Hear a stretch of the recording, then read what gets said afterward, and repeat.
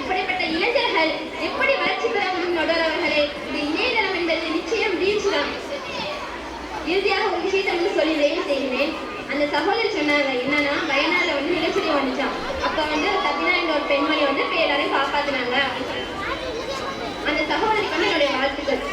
நான் கேட்கிறேன், நிலச்சரி அவங்க எதுக்காக போய் காப்பாத்தினாங்க? நிலச்சரி வந்துச்சு, அதுக்காக போய் காப்பாத்தினாங்க, அப்படித்தானே? நிலச்சரி எதுக்காக வந்துச்சு? அல்லாஹ் குர்ஆன்ல சொல்றான், இந்த பூமியில் தரையிலும் கடலிலும் வேதனை ஏற்படுவதற்கான காரணம் மக்கள் தங்கள் கரங்களால் செய்யக்கூடிய பாவம் தான் என்பதாக சொல்றான். இப்போ உள்ள காலகட்டத்துல நம்ம அதிகமா பாவம் செய்யறதுக்கு என்ன தெரியுமா காரணம்? தஜ்ஜால் தான். யாருமா அந்த தஜ்ஜால்? ஆமா நடுவர்களே, இப்ப தஜ்ஜால் இருக்கான். அது சாதாரண தஜ்ஜாலாம் இல்ல, இது கொஞ்சம் மாடர்னான நவீன தஜ்ஜால். அது நம்ம எல்லா கையிலுமே இருக்குது. அதுதான் இந்த இணையதளம். தஜ்ஜால் எப்படி மனிதர்களை குழப்பவாதியாக மாற்றுவானோ, அதே போன்று அந்த இணையதளம் மனிதர்களை குழப்பவாதியாக மாற்றிக் கொண்டிருக்கிறது. எனவே இந்த இணையதளம் தஜ்ஜால் என்ற இணையதளத்தின் தீங்க வைக்கும் அல்லாஹ் நம்ம அனைவரையும் பாதுகாக்க வேண்டும் என்று துஆ செய்தவராக, இணையதளத்தால் வாழ்வதற்கு வீழ்ச்சி தான் என்று தீர்ப்பளிக்க வேண்டும் என்று கூறி விடைபெறுகிறேன். அஸ்ஸலாமு அலைக்கும் வரஹ்மத்துல்லாஹி வபரகாத்துஹு. இணையதளத்தால் வாழ்பவர்களுக்கு வீழ்ச்சி என்று தங்களுடைய கருத்தை அழகான முறையில பதிவு செஞ்சாங்க. இணையதளத்தை பயன்படுத்துகின்ற நாம யாரால படைக்கப்பட்டோம்? அல்லாஹ்வால் படைக்கப்பட்டோம். நாம் பயன்படுத்துகின்ற கருவி யாரால படைக்கப்பட்டது? மனிதனால் படைக்கப்பட்டது. மனிதனால் படைக்கப்பட்ட இந்த கருவி வளர்ச்சியாகவும் இருக்கிறது, சில சமயத்துல வீழ்ச்சியாகவும் இருக்கு. இது வேண்டாம்னு சொன்னா தவறாக பயன்படுத்தக்கூடிய மனிதனை அழிக்க முடியுமா? மனிதனை அழிப்பது குற்றம் அல்லவா? கருவி தவறானதுதான் சில சமயத்துல, சில வேலையில. ஆனால் தவறானது என்பதனால இந்த கருவிகளை தவிர்த்து விட முடியுமா? முடியாது. நீங்கள் எந்த நோக்கத்திற்காக பயன்படுத்துகிறீர்களோ அதை பொறுத்து நீங்கள் அல்லாஹ்விடம் விசாரிக்கப்படுவீர்கள்.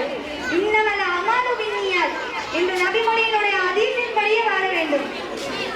இணையதளத்தோட அசுர வளர்ச்சியை பற்றி அல்லாஹ் குர்ஆனில் இவ்வாறு கூறுகின்றான், யா மாஷரல் ஜின்னி வல் இன்ஸ், மனிதர்கள் மற்றும் ஜின் கூட்டத்தார்களே, இனிஸ்ததாதும் அன் தன்ஃபுது மின் அக்தாரிஸ் ஸமாவாத்தி வல் அர்த், நீங்கள் வானங்களினுடைய பூமியினுடைய ஓரங்களின் எல்லைகளை கடந்து செல்லும் சக்தி பெற்றிருந்தால் தன்ஃபுது, நீங்கள் கடந்து செல்லுங்கள். லா தன்ஃபுதுன இல்லா பிசுல்தான், அந்த சுல்தானுடைய அனுமதி இல்லாமல் நீங்கள் அவ்வாறு செல்ல முடியாது. வானமா இருந்தாலும் பூமியா இருந்தாலும் நம்ம எவ்வளவுதான் ஆராய்ச்சி பண்ணி ரிசர்ச் பண்ணி பல விஷயங்கள் கண்டுபிடிச்சிருந்தாலும் அல்லாஹ்வினுடைய நாட்டம் இல்லாமல் ஒன்றுமே முடியாதுன்னு அல்லாஹ்வே குர்ஆன்ல கூறுகின்றார். அதனால எந்த ஒரு விஷயமா இருந்தாலும் அல்லாஹ்வினுடைய நாட்டம் வேணும். இந்த ஆயத்துல ரப்புல் ஆலமீன் சேட்டலைட்ல இருந்து என்னென்ன விஷயங்கள் நவீனமா வந்திருக்கிறதோ அவை அனைத்தையுமே அல்லாஹ் பறைசாற்றுகின்றான். இந்த ஆயத் முழுக்க முழுக்க வளர்ச்சியை பற்றியே பேசுகிறது. இன்னொரு ஆயத் இருக்கு, அதில் அல்லாஹ் இவருடைய வீழ்ச்சியை பற்றி பேசுகின்றான். பூமியிலும் தரையிலும் கடலிலும் அழிவுகளுக்கும் குழப்பங்கள் ஏற்படுவதற்கும் காரணம் மனிதர்களுடைய கெட்ட கரங்களுடைய பாவத்தின் காரணமாக தான். இப்போ அமெரிக்காவில் காட்டுத்தீ ஏற்பட்டது, வயநாட்டில் நிலச்சரிவு ஏற்பட்டது. இதற்கெல்லாம் காரணம் என்ன தெரியுமா? மனிதர்களுடைய பாவங்கள் தான் என்று அல்லாஹ்வே கூறுகின்றார். பாவத்திற்கே அடித்தளமா இருக்கக்கூடியது இந்த இணையதளம் தான். எனவே இந்த இணையதளம் வீழ்ச்சி என்று அல்லாஹ் குர்ஆனில் கூறுகின்றார். இந்த இணையதளம் வளர்ச்சி என்பதற்கும் வீழ்ச்சி என்பதற்கும் குர்ஆனிலே சான்றுகள் இருக்கின்றன. அல்லாஹ் ரப்பல் ஆலமீன் இணையதளத்தோட அசுர வளர்ச்சியில பயணித்தவர்கள் தான் நபி சுலைமான் அலைஹிஸ்ஸலாம். நபி சுலைமான் அலைஹிஸ்ஸலாம் அவர்கள் காற்றிலே பயணித்தார்கள். அல்லாஹ் அவர்களுக்கு காற்றை வசப்படுத்தி கொடுத்தார். இன்னைக்கு பைக் தேவையில்லை, கார் தேவையில்லை, சைக்கிள் தேவையில்லை, இதெல்லாம் போட்டு எரிச்சிடலாமா? எரிக்க முடியாதுல்ல. இன்னைக்குள்ள காலகட்டத்துல ஒரு மனிதன் ஹஜ்ஜுக்கு செல்றாங்க, 1 மணி நேரத்துல 2 மணி நேரத்துல போய் சேர்ந்துடுறாங்க. ஏன் சில மணி நேரம் துணிகள்ல மக்காக்கே போய் சேர்ந்துடுறாங்க. இதற்கெல்லாம் காரணம் என்ன? இந்த விமானம் தானே.